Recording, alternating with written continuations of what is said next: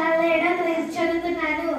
ఏమి రాయనమ్మా తల్లి ఏమి పాడనమ్మా, అంబేద్కరయ్య త్యాగం నేను ఏమి ఎరుగనమ్మా.